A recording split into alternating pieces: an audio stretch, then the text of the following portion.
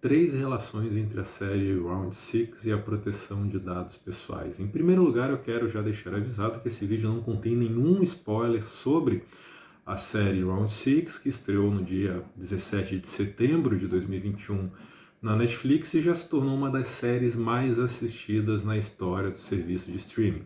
Em resumo, a série é sobre um grupo de pessoas endividadas que recebem uma proposta para participar de uma série de jogos infantis em um lugar secreto, com um grande prêmio em dinheiro ao final para quem vencer ou completar todos os jogos.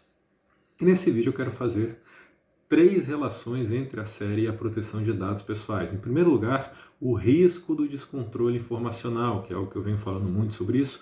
A falta de controle sobre os próprios dados pessoais deixa os seus titulares em uma situação de risco porque eles deixam de saber quem tem os seus dados pessoais, desde quando, o que faz com eles, com quem os compartilha, entre outras atividades de tratamento que são realizadas sem qualquer conhecimento dos seus titulares.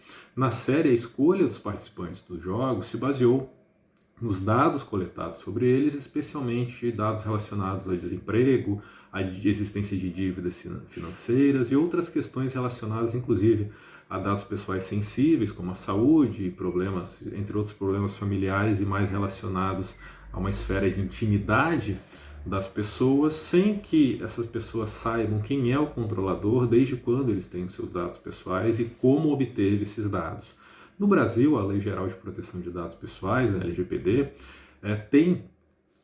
contém o fundamento da autodeterminação informativa no artigo 2º, inciso 2, que assegura aos titulares dos dados pessoais o poder de decidir quem pode tratar e o que fazer com seus dados pessoais.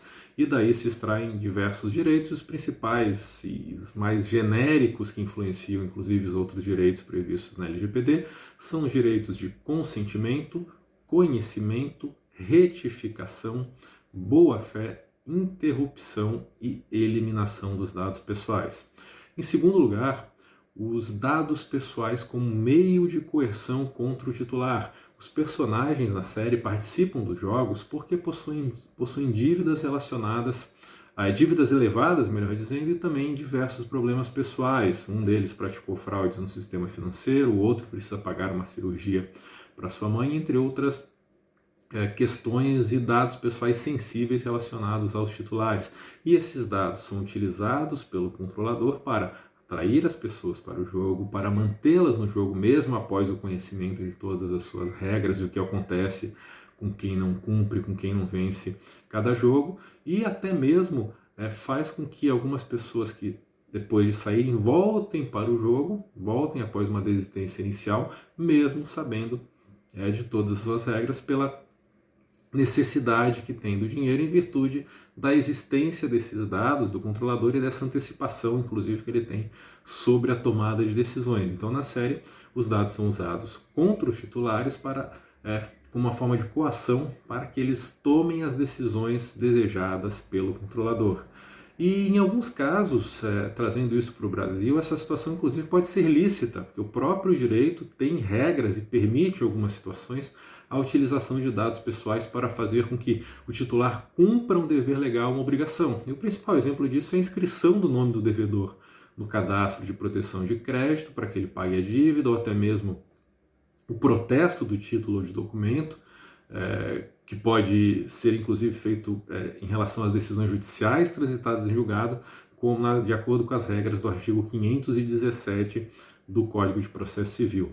Em terceiro lugar, o termo de consentimento genérico e obscuro. Para participar do jogo na série, os participantes assinam um termo de consentimento que tem apenas 3 regras. A primeira, o jogo dura 6 rounds e não pode ser interrompido.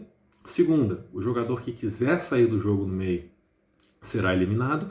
E terceira, o jogo pode ser interrompido caso a votação da maioria decida que o jogo, a competição deve parar. Mas o que não é revelado às pessoas quando assinam esse termo de consentimento é que quem não respeitar as regras, desistir, perder ou não completar o jogo, morre.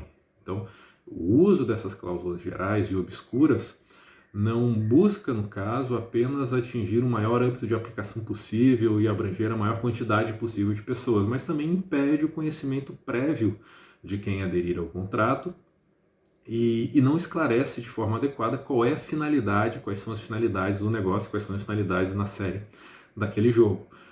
No Brasil, a Lei Geral de Proteção de Dados prevê que o consentimento deve ser livre, expresso, inequívoco, revogável e de finalidade específica e limitada, de acordo com o conceito inicial do artigo 5º, inciso 12, com as regras sobre o consentimento na LGPD, e esse consentimento é nulo se for genérico ou se for obtido mediante algum vício de consentimento, algum método enganoso ou abusivo, entre outras situações de nulidade. Então, por isso, o uso dos dados pessoais na série para coagir as pessoas a aceitarem o contrato e com a ocultação desse fato relevante para a participação no jogo faz com que o consentimento não tenha sido devidamente livre e informado.